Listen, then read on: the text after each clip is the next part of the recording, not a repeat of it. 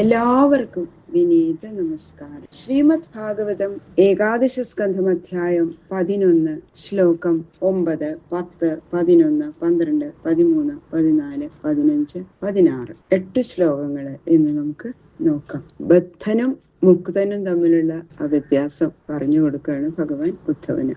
കൃഷ്ണായ വാസുദേവായ ഹരയേ പരമാത്മനെ പ്രണതക്ലേശനാശായ ഗോവിന്ദായ നമോ നമഃ. കോമളം കൂജയൻ വേണും ശ്യാമളോയം കുമാരക വേദവേദ്യം പരം ബ്രഹ്മ ഭാസതാം പുരതോ മമ.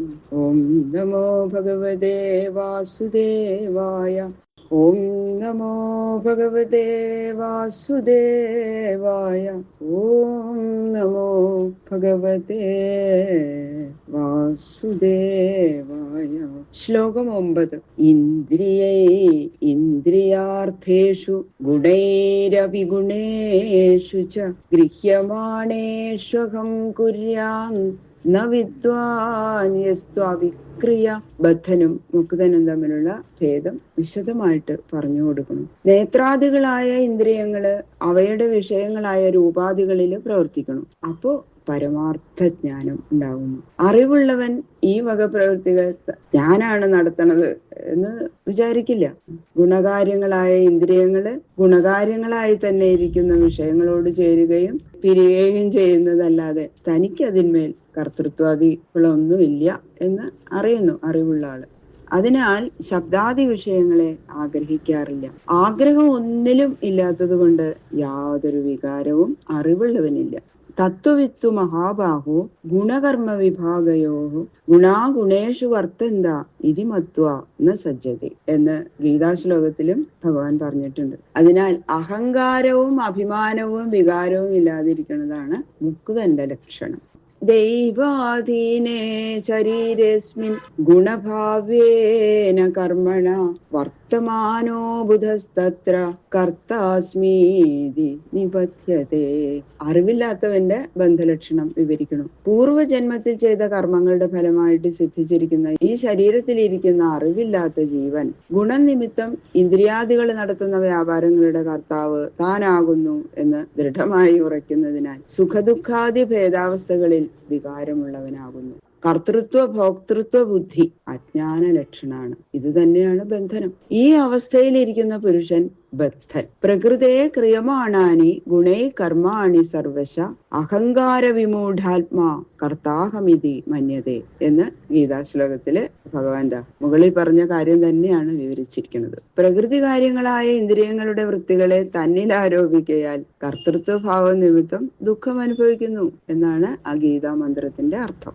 ഏവം വിരക്തശയന ആസനാടനമജ്ജനേ ദർശന സ്പർശനഘ്രാണ ഭോജന ശ്രവണാദിഷു. ഇങ്ങനെ കഴിഞ്ഞ ശ്ലോകത്തിൽ പറഞ്ഞ പോലെയുള്ള കിടപ്പ്, ഇരിപ്പ്, സഞ്ചാരം, സ്നാനം, കാഴ്ച, സ്പർശനം, ഗന്ധജ്ഞാനം, ഭോജനം, ശബ്ദജ്ഞാനം മുതലായിട്ടുള്ള സർവ്വ വ്യാപാരങ്ങളിലും തനിക്ക് കർത്തൃത്വമൊന്നും ഇല്ല എന്നുള്ള ദൃഢഭാവന നിമിത്തം ഉണ്ടാകാവുന്ന വിരക്തി മൂലം അറിവുള്ളവൻ ബന്ധിക്കപ്പെടുന്നില്ല. ന തഥാ ബധ്യതേ വിദ്വാൻ തത്ര തത്രാദയൻ ഗുണാൻ പ്രകൃതിസ്ഥോപ്യസംസക്തോ യഥാഖം സവിധാനില. ബന്ധനത്തിൽ അകപ്പെടാതിരിക്കാൻ അറിവുള്ളവൻ ഉപയോഗിക്കുന്ന വിചാരത്തിന്റെ ക്രമം വിവരിക്കുകയാണ്. ഞാൻ വിഷയങ്ങൾ അനുഭവിക്കുന്നവനല്ല, കർമ്മങ്ങൾ നടത്തുന്നവനുമല്ല. ഇന്ദ്രിയങ്ങൾ അതതിന്റെ വിഷയങ്ങളിൽ പ്രവർത്തിക്കുന്നു.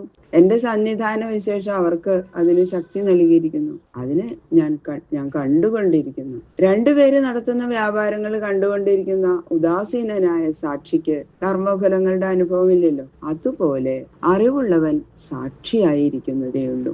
ആസക്തി ഇല്ലാത്തത് കൊണ്ട് ബന്ധനമില്ല. എങ്ങും നിറഞ്ഞിരിക്കുന്ന ആകാശത്തെ എല്ലാ പദാർത്ഥങ്ങളും ആശ്രയിക്കുന്നു. എങ്കിലും ആകാശത്തിന് അവയോട് ചേർച്ചയില്ല. സൂര്യൻ ജലാശയങ്ങളിൽ പ്രതിഫലിക്കുന്നത് കൊണ്ട് കൊണ്ട് ജലത്തിന്റെ ധർമ്മമായ തണുപ്പ് സൂര്യനെ ബാധിക്കുന്നുണ്ടോ? ഇല്ല. ജലഗതങ്ങളായ ചലനാദികളും സൂര്യന് ബാധകല്ല. എങ്ങും സഞ്ചരിക്കുന്ന വായുവിന് സുഗന്ധ ദുർഗന്ധങ്ങളുടെ സംബന്ധമില്ലാത്തതുപോലെ ആത്മാവിന് ദേഹയോഗവും പുണ്യപാപങ്ങളുടെ ഫലാനുഭവങ്ങളും ഇല്ല. ഇങ്ങനെ വിചാരമുള്ളതിനാൽ അറിവുള്ളവന് ബന്ധനം ഇല്ല. വൈശാരദ്യേക്ഷയാ സംഗ ശിതയാ ഛിന്ന സംശയ പ്രതിബുദ്ധൈവ സ്വപ്നാത് നാനാത്വാൽ വിനിവർത്തതേ.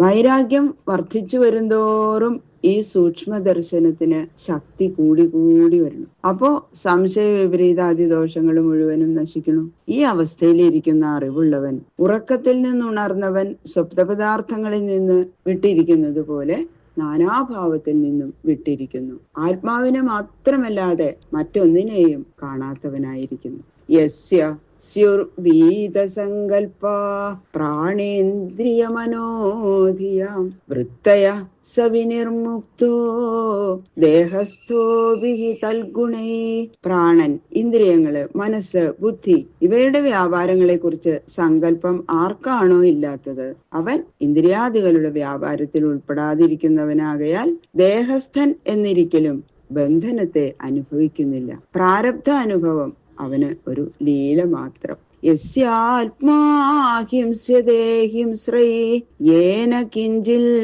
യദൃച്ഛയാ അർച്ച്യതേ വാ ക്വചിത് തത്ര ന വ്യതിക്രിയതേ ബുധാ. അജ്ഞാനിയെയും ജ്ഞാനിയെയും വേർതിരിച്ചറിയാനുള്ള ലക്ഷണം പറയണു. ചില ദുഷ്ടജന്തുക്കള് ദേഹത്തെ ഹിംസിക്കട്ടെ, അല്ലെങ്കിൽ ഏതെങ്കിലും ഒരാള് എതിർച്ചയാ സമീപത്ത് വന്ന് ഉപചാരം ചെയ്തു പൂജിക്കട്ടെ, ഈ രണ്ട് സംഗതികളിലും ഏതൊരാളുടെ മനസ്സിന് യാതൊരു വികാരവും ഉണ്ടാകാതിരിക്കുന്നുവോ അതാണ് ജ്ഞാനി. നൗസ്തുവേദ ന നിന്ദേത കുർവത സാത്വ സാധുവാ വദതോ ഗുണദോഷാഭ്യാം വർജിത സമദൃക് മുനി. തനിക്ക് നന്മയോ തിന്മയോ ചെയ്യുന്നവരെ കുറിച്ച് സ്തുതിക്കുകയോ നിന്ദിക്കുകയോ ചെയ്യാതെയും ഗുണദോഷങ്ങൾ ഗണിക്കാതെ സമഭാവത്തോടെ എപ്പോഴും ഇരിക്കുകയും ചെയ്യുന്നവൻ ആരാണോ അവൻ ബാഹ്യാവസ്ഥകളിൽ നിന്ന് വേറിട്ട് ആന്തരമായി എല്ലാറ്റിലും സമമായിരിക്കുന്ന പരമചൈതന്യത്തിൽ മുങ്ങിയിരിക്കുന്ന ജ്ഞാനിയാകുന്നു. ബാക്കിയുള്ള ശ്ലോകങ്ങള് നാളെ നോക്കാം. സർവത്ര ഗോവിന്ദ നാമ സങ്കീർത്തനം ഗോവിന്ദ ഗോവിന്ദ.